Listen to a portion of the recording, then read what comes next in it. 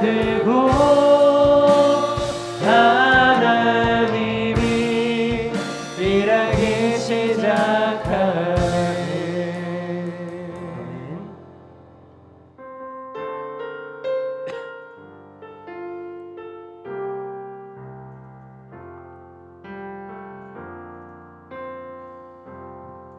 따스한 성령이 마음으로 보내 내 몸을 감싸며 주어지는 평안한 만족함을 느끼네. 따스한 성령님, 따스한 성령님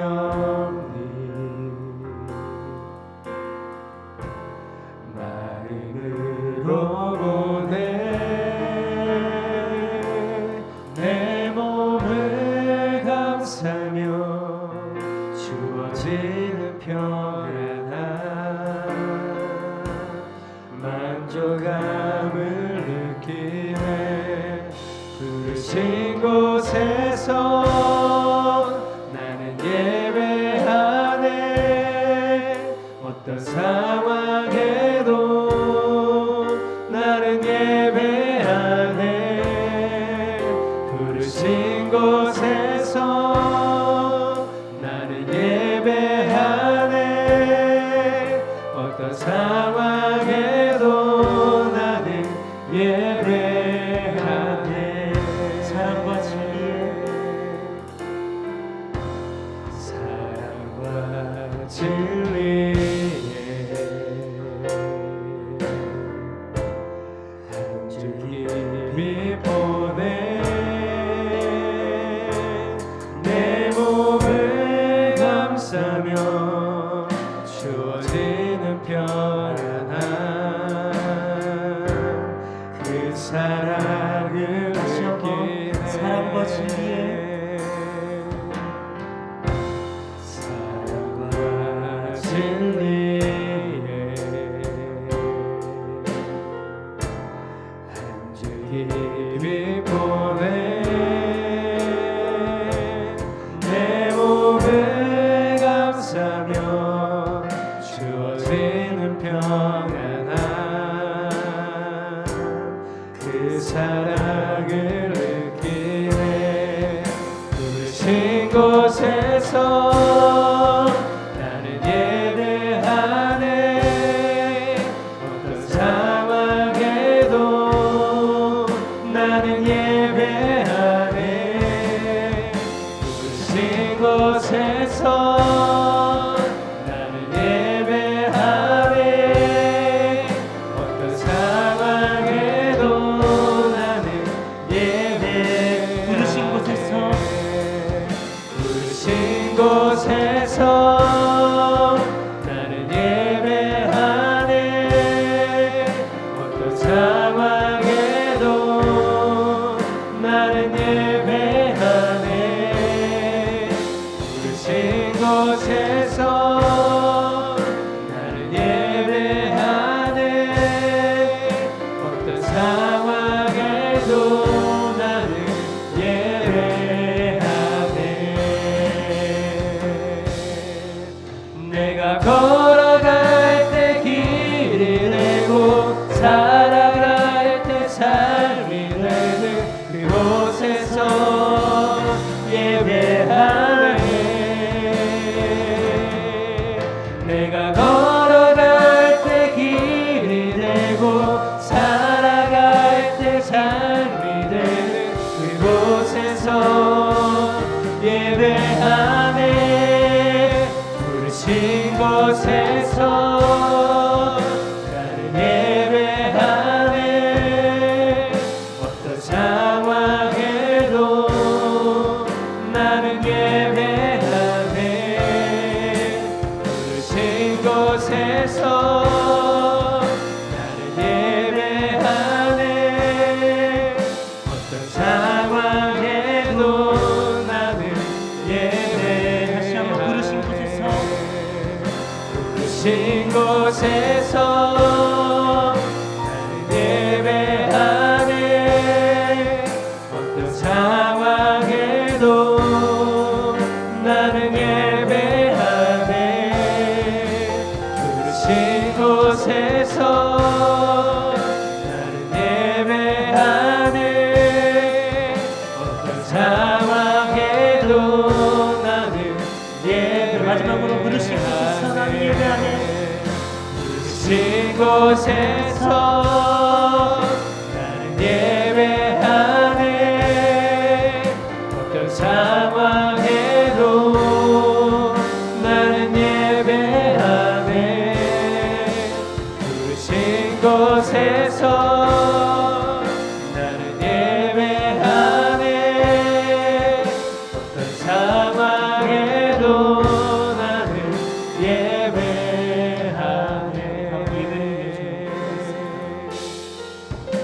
아버지 그렇습니다. 우리의 시선이 온전히 하나님의 나라를 향해 있도록 아버지. 우리의 마음과 생각이 온전히 하나님 나라를 이루어서 하나님의 통치와 마음을 이루는데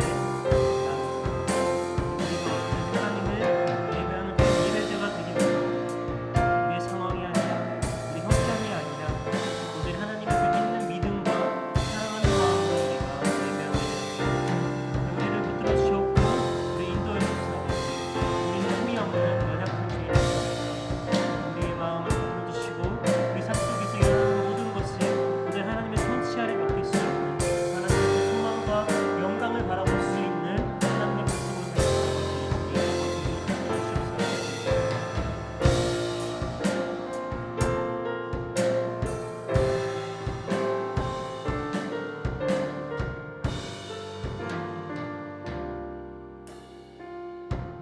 네, 아버지 그렇습니다. 우리의 시선이 우리의 삶 또는 세상을 보는 것이 아니라 온전히 하나님의 나라를 또 하나님 나라로 우리를 이룰 수 있는 예수 그리스도를 바라보기 원합니다. 아버지 우리의 마음이 그 영광과 사랑으로 가득 차기 원합니다.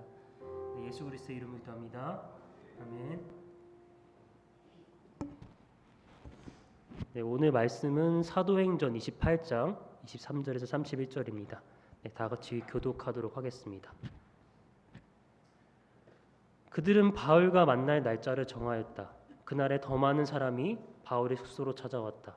그는 아침부터 저녁까지 그들에게 하나님 나라를 엄숙히 증언하고 모세의 율법과 예언자의 말을 가지고 예수에 관하여 그들을 설득하면서 그의 속내를 터놓았다.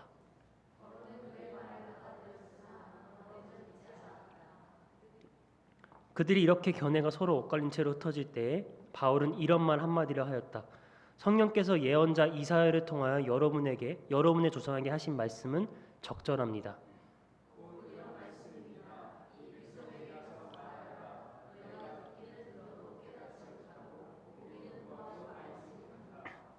이 백성의 마음이 무디어지고 귀가 먹고 눈이 감겨 있다. 이는 그들로 하여금 눈으로 보지 못하게 하고 귀로 듣지 못하게 하고 마음으로 깨닫지 못하게 하고 돌아서지 못하게 하여 내가 그들을 고치지 않으려는 것이다.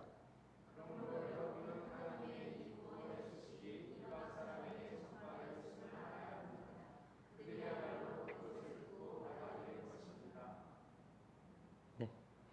바울은 자기가 얻은 셋집에서 꼭 2해 동안 지내면서 자기를 찾아오는 모든 사람을 맞아들였다. 네, 다 같이 읽겠습니다. 그는 아무런 방해를 받지 않고 아주 담대하게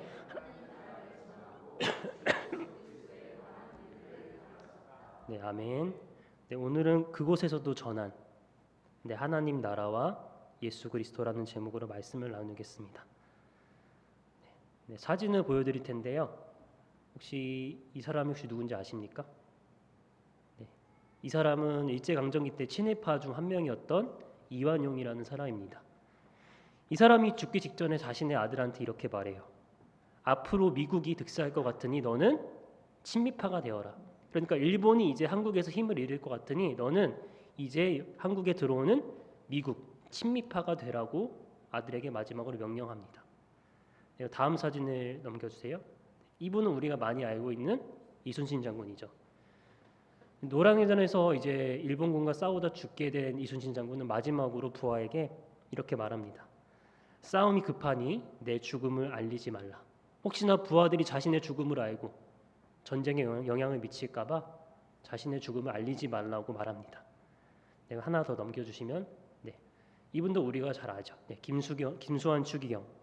이분도 마지막 유언을 남기셨는데 어떤 말을 남기셨냐면, 사랑 많이 받아 감사합니다. 또 사랑하라, 용서하라. 평생에 걸쳐서 자기가 받은 사랑을 감사하다고 남겼고요. 또 그 사랑을, 또 용서를 우리에게 하라고 마지막 유언으로 남겼습니다. 죽기 전에 남긴 말들, 유언이라고 하죠. 그것은 그 사람의 삶과 가치관과 또 사상을 나타냅니다. 그 사람이 평생 동안 어떠한 생각을 했는지, 또한 어떠한 삶을 살았는지는 그 사람이 마지막에 하는 그 유언을 들으면 대략적으로 우리가 짐작할 수 있습니다. 그리고 그 유언은 사라지는 것이 아니라 후대 사람들에게 이어지고 전해져서 그 사람들에게 영향력을 끼칩니다. 예수님은 마지막 승천하시기 전에 제자들에게 명령하셨어요. 땅끝까지 내가 가르친 이 복음을 사람들에게 전하라. 그래서 제자들, 사도들은 이 복음을 전합니다. 그 중에서도 사도 중에서도 가장 늦게 사도가 된 이 사도 바울은 이 복음을 전하기 위해서 총 3번에 걸쳐서 전도 여행을 떠나요. 그렇게 3번의 전도 여행을 마치고 바울이 향한 곳은 이스라엘의 수도 예루살렘이었습니다. 그 예루살렘으로 향할 때 바울은 자신이 어떠한 운명에 처할지를 알고 있었어요. 바울은 3번의 선교행을 하면서 수많은 도시에서 수많은 사람들에게 복음을 전했습니다. 말씀을 전했어요. 그가 가르친 핵심적인 가르침 중 하나는 뭐였냐면, 이제는 율법이 아니라, 율법을 행하는 것이 아니라 예수 그리스도를 영접할 때, 그가 십자가에서 우리를 위해서 죽었다라는 것을 믿을 때 우리는 구원, 하나님 나라에 들어갈 수 있다고 바울은 가르칩니다. 그런데 이 바울의 가르침은요, 그 당시 유태인들에게는 굉장히 듣기 거북스러운 가르침이었어요. 유태인들에게 율법은 그들의 정체성, 또 그들의 삶의 가장 큰 이루어야 될 목표이자 수건이었습니다. 왜 그들에게 율법이 정체성이자 삶의 목표이자 수건이었냐면, 그들은 과거의 역사에 실패했습니다. 하나님의 율법을 잘 지키지 못해 나라가 분열되고 나라가 결국 이방의 나라에 멸망당하고, 그리고 지금까지 포로 신세로 살고 있습니다. 이 모든 것이 이 유태인들은 자신들이 율법을 제대로 지키지 않았기 때문이라고 생각합니다. 그리고 그 반성으로 유태인들은 율법을 아주 잘 지키는 사람들이 되었어요. 그래서 이 사람들에게 율법을 지키는 것은 구원과 바로 직결된 문제였고, 하나님 나라에 들어가는 것과 바로 연관되는 문제였어요. 그런데 이런 유태인들이 있는데 바울이 사람들에게 그 율법이 아니라 하나님 나라는, 구원이라는 것은 십자가에서 죽으신 예수 그리스도를 믿을 때 가능하다고 가르치는 거예요. 이런 가르침을 하는 바울이 정말 눈에 가시 같았고요. 이 바울이 예루살렘에 왔을 때 유태인들은 바울을 죽이려고 했습니다. 바울도 이런 사실을 대략적으로 알고 있었어요. 그래서 바울이 예루살렘에 입성했을 때 유태인들은 이 바울을 둘러싸고 바울을 때립니다. 그냥 혼내주는 수준이 아니라 정말 죽일 듯이 때립니다. 근데 다행히도 이 당시 예루살렘에는 로마의 군대가 주둔하고 있었거든요. 이 상황을 보고 로마의 군인들이 이 소동을 말립니다. 다행히 바울이 로마의 군인들에 의해서 살게 되는데요. 이렇게 군인들의 보호 아래 이 소동을 피한 바울이 군인들에게 이렇게 말해요. 내가 잠시 저 유태인들에게 할 말이 있으니까 저 말을 좀 하겠다. 그래서 도망치는 가운데 바울이 뒤돌아서서 유태인들에게 이렇게 말합니다. 예수님을 믿으십시오. 그리고 회개하십시오. 이 말을 들은 유대인들이 어땠을까요? 가뜩이나 바울을 죽이고 싶어 했는데 지금 바울이 구원은 예수님에게 있다고 가르치고 있어요. 더욱 분개해서 어떻게 해서든 바울을 죽이려고 했습니다. 유태인들이. 그래서 예루살렘에서 너무도 바울을 죽이려고 하는 사람들이 많으니까 이 예루살렘에서 바울을 보호하고 있던 천부장이 그 당시 가이사라라는 도시에 있던 유대를 다스리는 총독 벨리스에게 이 바울을 맡깁니다. 그래서 바울은 이 예루살렘에서 가이사라로 떠나요. 그래서 가이사라에 도착한 바울은 벨릭스 총독에게 신문을 받습니다. 왜냐하면 이 바울이라는 사람이 예루살렘에서 큰 소동과 연관되어 있었기 때문에 벨릭스 총독은 이 일이 무슨 일인지 알고 싶어 했어요. 그리고 그가 뭔가 심각한 잘못을 한지 알았습니다. 근데 그를 아무리 신문에 봐도 바울이 마땅히 처벌받을 만한 또는 잘못한 것이 없는 거예요. 그래서 바울을 처벌할 수가 없었습니다. 그리고 바울은 로마의 시민권자였기 때문에 유태인들의 말처럼 이 사람을 고발해서 함부로 할 수 없었어요. 그런데 유태인들은 계속 와서 이 바울이 유대 사회를 혼란스럽게 하는 저 갈릴리 나사렛의 우두머리 이단이라고 고발을 계속합니다. 결국 이 벨릭스 총독은 바울을 풀어주지도 못하고 그렇다고 어떻게 하지도 못하는 상태가 됐어요. 결국 이 바울을 2년 동안 감옥에 가두고 그냥 방치합니다. 문제를 해결할 수 없었기 때문에. 그리고 2년이 지난 후에 이 벨릭스 총독의 후임으로 베스도라는 사람이 유대 지방의 총독으로 임명이 됩니다. 그래서 베스도는 2년 전에 이 벨릭스 총독이 해결하지 못했던 바울의 문제를 해결하기 위해 바울을 불러요. 그래서 바울을 막 신문하는데요. 이 베스도 총독 또한 벨릭스 총독처럼 바울의 어떤 잘못을 발견하지 못해요. 자기가 신문을 해볼수록 바울은 그렇게 잘못이 있는 사람이 아니었습니다. 그런데도 유대인들은 여전히 바울을 고발하고 죽이려고 해요. 결국 이 베스도 총독이 한 가지 제안을 합니다. 예루살렘에 가서 공개 재판을 합시다.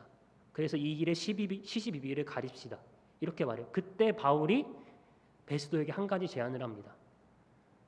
나는 로마의 시민권을 가진 로마 시민이니 예루살렘에서 공개 재판을 받는 것이 아니라 나는 저 로마에 있는 황제 가이사에게 재판을 받겠다라고 제안을 해요. 베스도는 이 제안을 받아들이고 가이사에게 그 로마에 있던 가이사에게 바울을 보냅니다. 그래서 바울은 지중해를 건너 로마로 도착해요.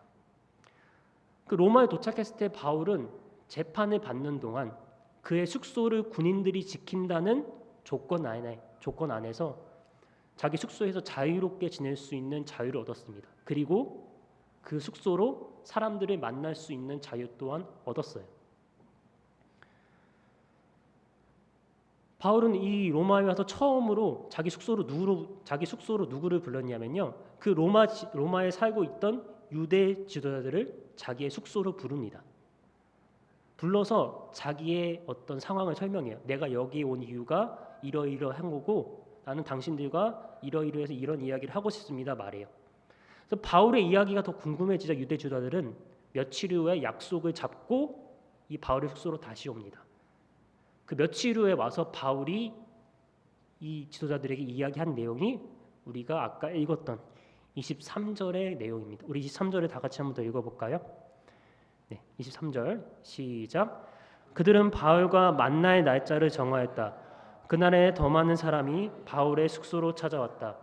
그는 아침부터 저녁까지 그들에게 하나님 나라를 엄숙히 증언하고 예언자의 말을 가지고 예수에 관하여 그들을 설득하면서 그의 속내를 터왔다. 네. 여기에 보면 바울이 가르친 게 핵심적으로 두 가지. 하나님 나라와 예수를 그 사람들한테 증언하고 가르쳤어요. 그래서 바울이 이런 하나님 나라와 예수를 가르치자 사람들의 반응은 두 가지였습니다. 24절. 더러는 그의 말을 받아들였으나 더러는 믿지 않았다. 바울의 말을 믿어서 받아들이거나 믿지 않는 사람들 두 파로 나눴습니다. 그리고 서로 바울이 말한 하나님 나라와 예수에 대해서 논쟁을 해요. 이거를 보고 바울이 선지자 이사야의 말씀이 딱 맞구나 라면서 그 사람들에게 말해요. 들어도 듣지 못하고 보아도 보지 못한다. 결국 이 사람들은 끝내 논쟁을 하고 결국 바울의 숙소를 떠납니다. 그리고 바울은 2년 동안 이 숙소에 갇히면서 숙소에 있는 동안 재판을 받아요. 그리고 2년 동안 바울을 수많은 사람들이 찾으러 옵니다. 유태인들뿐만 아니라 로마인도 바울의 가르침이 궁금해서 숙소로 찾아와 바울과 이야기를 나누는데요. 바울은 거기서도 이 가르침, 하나님 나라와 예수 그리스도에 대해서 사람들에게 가르칩니다. 지금 로마에서 이 방금 우리가 본 바울의 가르침은요, 바울이 로마에서만 한 특별한 가르침은 아니에요. 바울이 다마색에서 회심한 이후, 예수님을 믿은 이후에 바울은 3차의 선교 여행을 하는 동안 사람들에게 다른 것을 가르친 게 아니라 바로 이 하나님 나라가 어떤 나라인지, 또 그리스도가 되신 예수가 누구인지, 우리가 왜 그를 믿어야 되는지를 사람들에게 가르칩니다. 그리고 우여곡절 끝에 여기까지 로마까지 온 바울은 여기서도 하나님 나라와 예수 그리스도를 가르치고 있어요. 그리고 사도행전 마지막 절인 28장 31절에는 이 바울이 하나님 나라와 예수 그리스도를 어떠한 태도로 전했는지 나와 있습니다. 31절을 한번 볼까요? 제가 새 번역과 개역개정 두 가지 버전으로 준비했는데요. 새 번역을 제가 먼저 읽어볼게요. 그는 아무런 방해를 받지 않고 아주 담대하게 하나님의 나라를 전하고 주 예수 그리스도에 관한 일들을 가르쳤다. 밑에 개역개정은 우리 다 같이 읽어볼까요? 시작. 하나님의 나라를 전파하며 주 예수 그리스도에 관한 모든 것을 담대하고 거침없이 가르치더라. 새 번역도 헬라어 원문의 뜻과 다르진 않는데요. 좀 더 헬라어 원문의 뜻과 맞는 해석은 개역개정이 좀 더 가까운 것 같습니다. 거기에 보면 지금 바울이 어떠한 태도로 하나님 나라를 가르쳤냐면 담대하게 거침없이라고 가르치고 있어요. 담대하게 거침없이. 담대하다라는 것은 어떤 외부의 압력에 굴하지 않고 배짱 있게 한다는 의미이고, 거침없이, 이 거침없이라는 말이 좀 해석을 좀 더 자세히 해야 될 요지가 있는데요. 이 거침없이가 이제 헬라어로 아코르투스라는 말입니다. 이 아코르투스 말이 원래 뜻이 뭐냐면 장애물 없이. 31절에 보면 아무런 방해받지 않고가 개역개정에 거침없이 해당돼요. 근데 31절을 읽어보면 그냥 바울이 누군가의 방해를 안 받은 채 하나님 나라를 전했다 이렇게 해석되지만 사실 그 뜻이 아니라 거침없이요 아무런 방해도 받지 않고는 같은 맥락이에요. 자, 이 설명을 드리자면 우리가 어떤 말을 할 때 그 말의 의미를 온전히 전하려면 그 말에 어떤 미사여구를 붙여서는 안 돼요. 그 말에 어떤 장애물을 붙이면 그 말의 온전한 뜻을 사람들이 이해하기가 어렵습니다. 그래서 아코르투스라는 말은 어떤 행동이나 말을 할 때 그 의미의 원래 뜻이 가려지지 않도록 장애물 없이 방해를 붙이지 않고 그 온전한 뜻을 전한다는 의미예요. 그래서 이 31절을 다시 읽어보면 바울은 모든 것을 담대하게 숨김없이 가르치더라로 말하는 것이 좀 더 우리에게 와닿는 표현일 것 같습니다. 지금 바울이 31절에 있는 곳은 지금 로마의 제국의 수도인 로마인데요. 지금 바울은 로마의 수도의 한복판인 로마에서 하나님 나라와 예수 그리스도를 전하고 있어요. 근데 이게 어찌 보면 굉장히 위험한 일입니다. 그 당시 로마의 황제에게는 절대적인 정치적인 권력이 있었고 또한 종교적인 권력 또한 막강한 존재였어요. 로마 황제는 로마 제국 안에서 신의 아들, 로마 제국이 섬기는 태양신의 아들로서 신과 같은 위치에 있던 사람입니다. 황제는 종교의 정점에 있던 사람이에요. 그런 로마 제국 안에서 지금 바울은 저 이스라엘이라는 땅의 야훼, 하나님이 통치한다는 나라의 개념을 사람들에게 가르치고 있어요. 유태인, 로마인 가릴 거 없이. 그리고 변방지역 유대 지방에서 죽은, 십자가에서 죽은 예수라는 유태인이 그리스도, 세상의 왕이라고 가르치고 있습니다. 어떻게 보면 목숨을 내놓고 이렇게 가르치고 있는 거겠죠. 그런데 여기 본 것처럼 바울은 목숨이 위험한 상황에서도 자기가 알고 있는 하나님 나라와 예수 그리스도에 대해서 담대하고 숨김없이 가르쳐요. 그리고 바울이 이렇게 숨김없이 담대하게 가르친 태도는요, 그의 사역에서 일관되게 나타나요.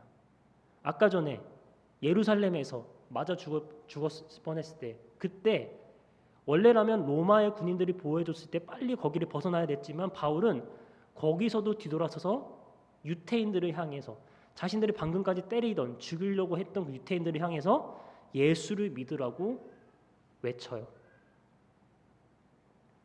바울이 눈치가 없는 사람이었을까요? 유두리가 없어서 그랬을까요? 아니면 좀 그 당시 이성적인 판단이 약해서 그랬을까요? 바울은 그 당시에 최고의 교육을 받았던 랍비였고요. 엘리트였습니다. 그리고 로마의 시민권을 가지고 있는, 로마를 잘 알고 있는 로마 시민이었어요. 바울이 눈치가 없어서 또 유두리가 없어서 이성적인 판단이 안 돼서 그 자리에서 유태인들에게 예수님을 믿으라고 또는 이 로마에서 하나님 나라와 예수 그리스도를 전하고 있는 게 아니에요. 왜? 그에게 무엇보다 그 순간 전해야 될 가장 중요한 것이 바로 하나님 나라와 예수 그리스도였기 때문입니다. 그에게는 무엇보다 이게 가장 중요했어요. 지금 전하지 않으면 안 되는 거였어요. 그래서 그렇게 바울이 2년 동안 로마에서 재판을 받는 동안 사람을 가르쳤는데요. 이후에 2년이 지난 후에 바울은 석방돼요. 결국 석방이 됐는데 이 바울은 석방된 이후에 자기가 전도여행을 하면서 가르쳤던 그 교회들을 돌아다니면 다시 가르치기 시작합니다. 그런데 그때 로마에 큰 화재가 일어나요. 로마의 대화재가 일어나서 로마의 많은 땅과 건물들과 사람들이 죽게 돼요. 그러자 로마 내 민심이 뒤숭숭해져서 이 로마의 황제는 이 민심을 수습하기 위해 한 가지 방법을 선택하는데요. 일본이 동일본 대지진 때 우리 조선인을 희생양 참은 것처럼 이 당시 황제가 네로 황제인데 네로 황제는 그리스도인을 희생양으로 삼습니다. 이 로마의 대화제가 바로 그 그리스도인들 때문이야. 그 예수를 믿는다는 그리스도인들 때문에 우리 이 수도 로마가 이렇게 불탄 거야. 이렇게 시민들을 선동합니다. 결국 시민들은 선동되었고 네로 황제는 그리스도인들을 닥치는 대로 잡아들여요. 그리고 그냥 감옥에 가두는 것이 아니라 콜로세움에 던져서 사자의 먹이를 주거나 그들을 잔인하게 죽입니다.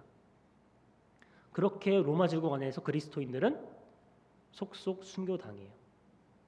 그리고 그리스도인들 중에서 핵심 인물인 바울은 다시 로마로 잡혀 들어옵니다. 이때는 단순히 그냥 재판을 받는 정도가 아니라 아예 딱 죽음을 선고받아요. 그래서 바울은 이 로마 감옥에서 죽기만을 기다리는 신세가 됩니다.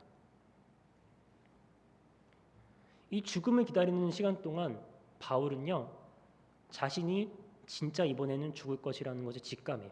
내가 진짜 이번에는 죽겠구나.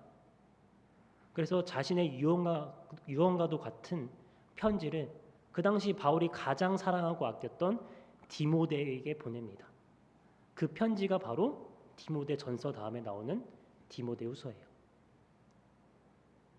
디모데후서 마지막 4장을 보면요, 바울이 디모데와 또 그 교회들에게 부탁하고 명령하는 내용이 나와요. 제가 4장 1절부터 8절까지를 한번 천천히 읽어드리겠습니다. 나는 하나님 앞과 산 사람과 죽은 사람을 심판하실 그리스도 예수 앞에서 그분의 나타나심과 그분의 나라를 두고 엄숙히 명령합니다. 그대는 말씀을 선포하십시오. 기회가 좋든지 나쁘든지 꾸준하게 힘쓰십시오. 끝까지 참고 가르치면서 책망하고 경계하고 권면하십시오. 때가 이르면 사람들이 건전한 교훈을 받으려 하지 않고 귀를 즐겁게 하는 말을 들으려고 자기네 욕심에 맞추어 스승을 모아들일 것입니다. 그들은 진리를 듣지 않고 꾸민 이야기에 귀를 기울일 것입니다. 그러나 그대는 모든 일에 정신을 차려서 고난을 참으며 전도자의 일을 하며 그대의 직무를 완수하십시오. 난 이미 부어드리는 제물로 피를 흘릴 때가 되었고 세상을 떠날 때가 되었습니다. 나는 선한 싸움을 다 싸우고 달려갈 길을 마치고 믿음을 지켰습니다. 이제 나를 위하여 의의 면류관이 마련돼 있으므로 의로운 재판장이신 주님께서 그날에 그것을 나에게 주실 것이며 나에게만이 아니라 주님께서 나타나시기를 사모하는 모든 사람에게도 주실 것입니다. 바울이 디모데에게 보낸 디모데후서 마지막 4장의 내용이 이렇습니다. 이 뒤에도 내용이 더 있는데요. 뒤의 내용은 이제 바울이 디모데에게 개인적인 부탁을 하고 또 자기가 평생 동안 만났던 사람들에 대해서 잘 챙겨주라. 또는 어떤 이 사람은 좀 경계해야 된다. 이런 말들이 이어집니다. 네. 정황상 이 디모데후서 4장은 바울의 유언입니다. 아까 전에 우리가 처음에 봤을 때 몇 명의 인물들을 보면서 그 사람들의 유언에 대해서 잠깐 봤는데요. 그 죽기 직전에 남긴 말들, 그 유언은 그 사람들의 삶, 가치관, 사상을 나타낸다고 했어요. 이완용은 죽기 직전에 자식에게 친미파가 되라고 합니다. 이완용에게 권력은 무엇보다도 중요했던 겁니다. 이순신 장군은 죽기 직전에 자신의 죽음을 알리지 말라고 해요. 왜냐? 나라를 지키는 것이 이순신 장군에게는 가장 중요한 가치였습니다. 김수환 추기경님은 마지막으로 사랑하라 용서하라는 말씀을 남기셨습니다. 왜? 사랑하라 용서하라가 바로 추기경님의 최고의 가치였기 때문입니다. 그렇다면 그의 유언과도 같은 이 디모데후서 4장에서 우린 바울의 무엇을 알 수 있을까요?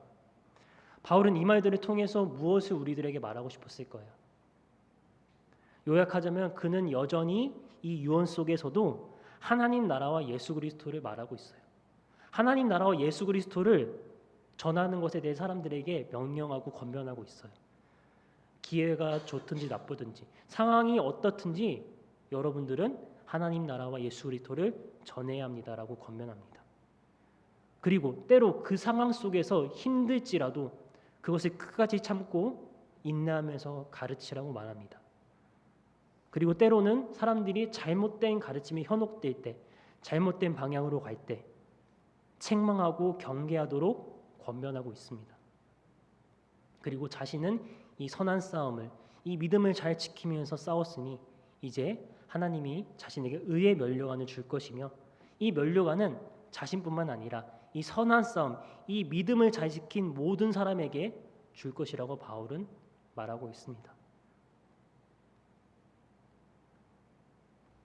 그런데요, 우리가 이렇게 바울의 말을 듣고 이러한 태도로 하나님의 나라와 예수 그리스도를 실제로 전하고 실제로 살아간다는 것은 어떨까요? 기쁨과 소망 아니면 낙담과 좌절 어느 쪽에 더 가깝나요? 우리가 실제로 이렇게 살아봤을 때 아마 낙담과 좌절이 더 많이 올 거예요. 기쁨과 소망이 있는 날은 생각보다 그렇게 많지 않습니다.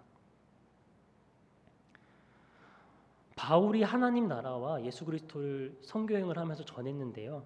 그가 선교행을 하면서 마주쳤던 현실, 그 현실은 뭐였냐면 로마라는 거대한 제국 안에 있던 다양한 철학들과 종교들, 사상들, 그리고 그를 가는 곳마다 죽이고 방해하려고 했던 유태인들이었어요. 그리고 그는 예루살렘에서 맞아 죽을 위기에 처했고 지금은 그리스도인이라는 이유로 감옥에 갇혀 죽을 날만을 기다리고 있습니다. 그렇지만 바울은 그러한 상황들 속에서 하나님 나라와 예수 그리스도를 전하는 것을 한 번도 포기한 적이 없어요. 그렇다고 전할 때마다 상황을 봐가면서 하나님 나라를 축소하거나 예수 그리스도를 잘못 전한 적도 없습니다. 언제나 어디서나 담대하고 숨김없이 하나님 나라나 예수 그리스도를 말하는 방해물이 없이 그것들을 전했어요. 그래서 그는 눈치가 없었던 게 아니고 그때 유태인들에게 뒤돌아서 말했던 겁니다. 그게 가장 큰 가치니까요. 그리고 그는 로마에서 2년 동안 재판을 받으면서 수많은 사람들을 담대하게 숨김없이 가르쳤고 그리고 죽기 직전까지도 사람들에게 이 하나님 나라와 예수 그리스도를 어떻게 해서라도 좀 더 잘 가르치기 위해서 편지를 쓰고 권면하는 것을 멈추지 않았습니다. 바울이 평생에 걸쳐 멈추거나 포기하지 않았던 원동력, 이 원동력은 무엇일까요? 우리도 하나님 나라가 예수 그리스도가 중요하다는 걸 아는데 이게 바울만큼은 하지 못해요. 낙담하고 좌절에 빠져서 금방 포기할 때가 많아요. 그럼 바울이 이렇게까지 할 수 있었던 이유는 뭘까요? 우리는 하나님 나라의 영광과 그 예수 그리스도의 사랑을 바라봐야 하는 사람들입니다. 그래서 우리는요 하나님 나라 그 예수 그리스도를 가지고 살아갈 때 뭘 봐야 되냐면 하나님 나라의 그 영광, 장차 다가올 그 하나님 나라의 영광, 의의 면류관과 예수 그리스도가 우리를 위해 십자가에 주셨다는 그 사랑의 위대한 사랑을 바라봐야 합니다. 그 영광과 사랑이 바로 바울이 이렇게 살 수 있도록 했던 원동력입니다. 예수를 그리스도라고 말하면서 우리가 예수님의 사랑을 마음속에 정말 품지 못한다면, 우리가 하나님 나라를 전하고 산다면서 하나님의 영광에 대해서 기대하지 않는다면 우리는 이것을 온전하게 이룰 수 없습니다. 우리가 어떤 목적지를 가는데 발은 막 뛰어가고 있어요. 근데 눈이 옆을 보거나 저 먼 산을 보면 앞에 있는 돌에 걸려 넘어질 수밖에 없습니다. 우리가 그 목적지에 온전하게 도달하려면 우리 발이 그 목적지를 향해 있는 것처럼 우리의 눈, 우리의 시선 또한 그 목적지를 향해 가야 됩니다. 그럴 때 우리는 그 목적지에 온전히 도달할 수 있습니다. 당연히 우리는 지금 이 세상 속에 살면서 부당하고 불합리하고 시기와 질투가 가득 차고 경쟁이 가득한 이 세상을 볼 수밖에 없습니다. 그리고 그 결과 우리 안에 남는 것은 낙담과 좌절밖에 남을 수밖에 없습니다. 세상이 그런 요소들로 한가득해요. 그리고 나아지지 않아요. 점점 더 심해지고 있어요. 하지만 우리가 이곳에서 잠시 시선을 바꿔서 우리에게 다가올 하나님의 영광과 하나님 나라의 영광과 예수 그리스도의 그 사랑을 진짜로 우리 마음속에 품고 계속해서 기억한다면 우리는 좌절과 낙담이 아니라 기쁨과 소망으로 이것을 온전하게 수행할 수 있습니다. 바울이 바로 그 힘으로 숨김없이 담대하게 이렇게 전할 수 있었고 살 수 있었던 겁니다. 그런데요, 우리가 또 하는 고민 중 하나는 도대체 하나님의 나라가 이루어지지 않는 것 같은 고민할 때가 있습니다. 세상을 바라볼 때 정말 하나님의 나라가 이루어지고 있는 건가? 예수님의 그 사랑이 이 땅에 있는 건가? 그런 것을 볼 때가 있는데요. 하늘에 떠 있는 구름이 어떻게 움직이나요? 우리가 봤을 때는 순간 봤을 때는 가만히 있거나 아주 미세한 속도로 움직이는 것 같지만 우리가 땅이 아니라 만약에 하늘에서 그 구름을 본다면 그 구름은 거대한 무리를 형성해서 빠르게 움직이고 있습니다. 그리고 그 구름은 우리가 알지 못하지만 우리 동네에서 옆 동네로 또 다른 도시로 또 다른 나라로 다른 대륙으로 흘러가고 있어요. 그래서 우리는 하나님 나라 예수의 사랑이 이렇게 이루어진다라는 것을 알아야 됩니다. 시선을 돌려서 우리의 세상이 아니라 또 내가 아니라 하나님 나라의 영광과 그 예수 그리스도의 사랑을 바라봐야 합니다. 다시 한번 말씀드리지만 우리의 시선을 돌려 낙담할 수밖에 없는 세상이 아니라 나를 보는 것이 아니라 그 영광과 사랑을 봤으면 좋겠습니다. 그리고 그 힘을 가지고 바울과 같이 담대하게 숨김없이 하나님 나라와 예수 그리스도를 전하고 그렇게 사는 사람들이 되었으면 좋겠습니다. 그리고 그때 하나님은 우리를 통해서 일하실 거고요. 그리고 이 땅에서 우리를 통해 하나님의 나라를 성취해 가실 것입니다. 그리고 그게 예수 그리스도가 우리를 위해 죽은 이유시기도 하고요. 우리가 예배를 시작하면서 시선이란 찬양을 불렀는데요. 우리의 시선을 이 세상을 보는 것이 아니라 또는 실패하고 연약한 나를 보는 것이 아니라 하나님만을 봅시다. 그리고 예수 그리스도만을 봅시다. 그럴 때 우리는 이 바울과 같은 삶을 물론 바울을 따라가지는 못할 수도 있어요. 그렇지만 이러한 자세로 이 땅에서 온전히 살아갈 수 있을 거라고 믿겠습니다. 우리 다 함께 찬양하겠습니다.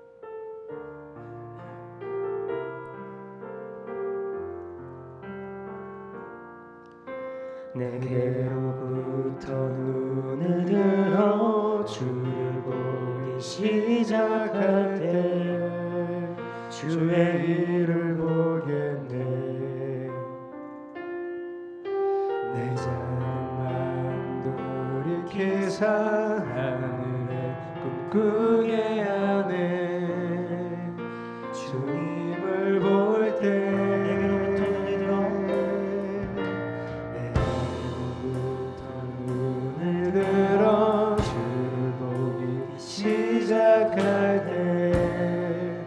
주의 일을 보겠네.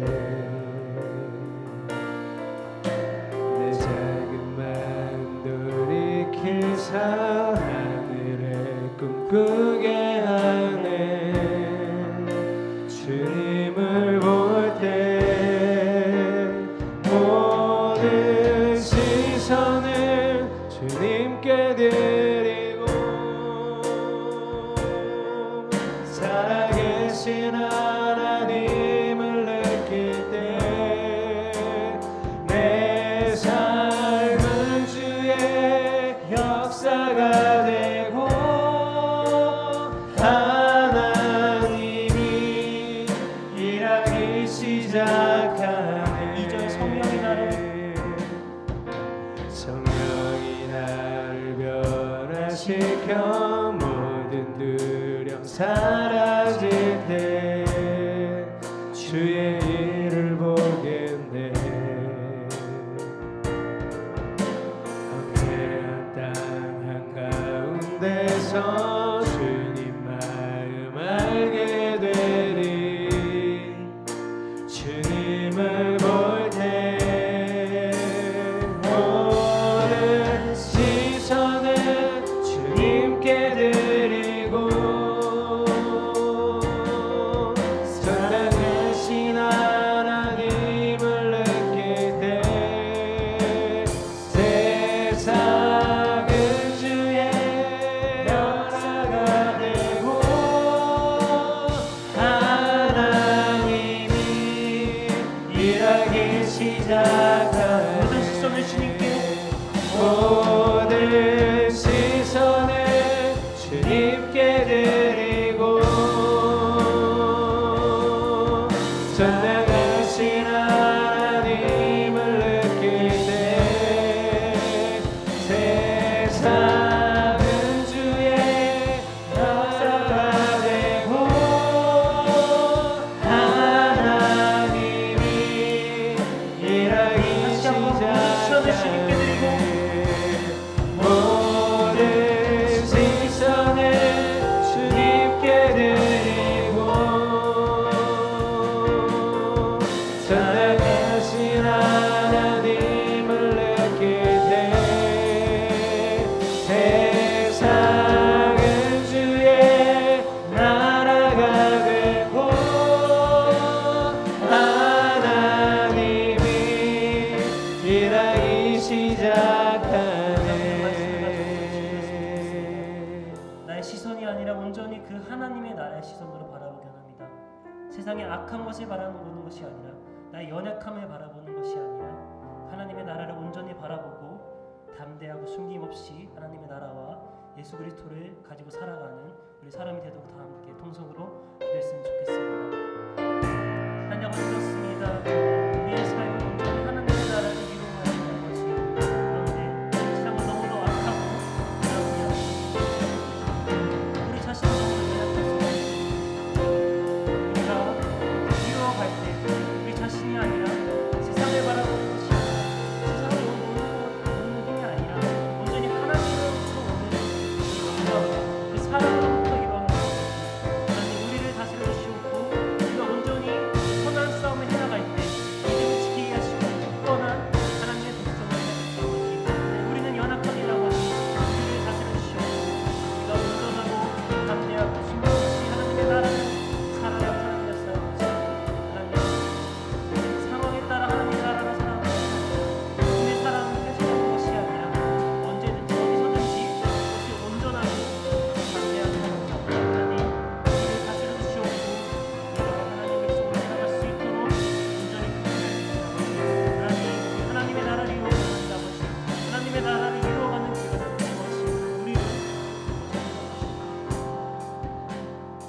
모든 시선을 주님께 드리고 전능하신 하나님을 느낄 때 세상은 주의 나라가 되고 하나님이 일하기 시작하네.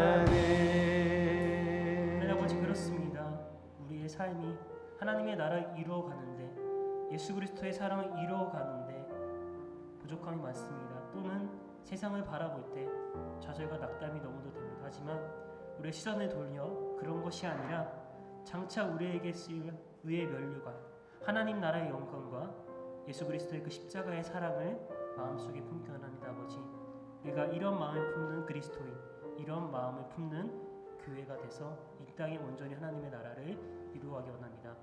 예수 그리스도 이름으로 기도합니다. 아멘. 광고하겠습니다. 우리 옆 사람과 다 함께 인사하겠습니다. 성숙한 경주로 함께 나아갑시다. 함께 나아갑시다. 네.